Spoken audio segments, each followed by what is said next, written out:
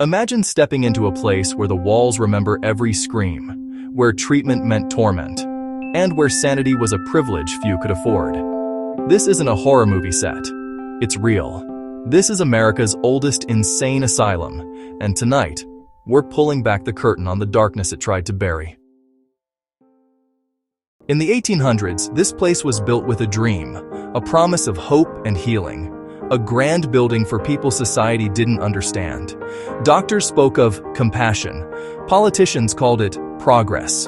But behind those stone walls, that dream rotted.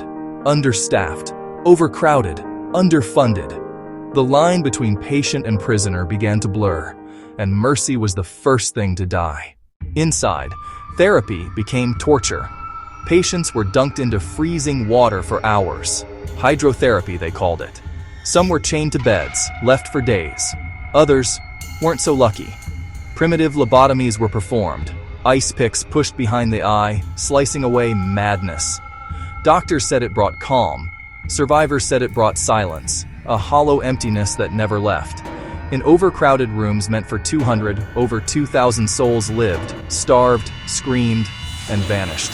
Some were buried behind the asylum with no name, no marker, no goodbye. Mental illness wasn't understood back then. A woman grieving her husband could be declared insane. A rebellious teenager, incorrigible. People who didn't fit in were locked away and forgotten. One patient wrote, "I came here for rest. I found hell instead." Her name was erased from the records. Only her words survived. These weren't monsters. They were people, trapped in a time that refused to understand them. By the mid-1900s, the truth began to surface. Newspapers printed stories of filth, abuse, and death. Public outrage grew louder, until the asylum finally shut its gates. But for thousands who lived and died here, there was no justice.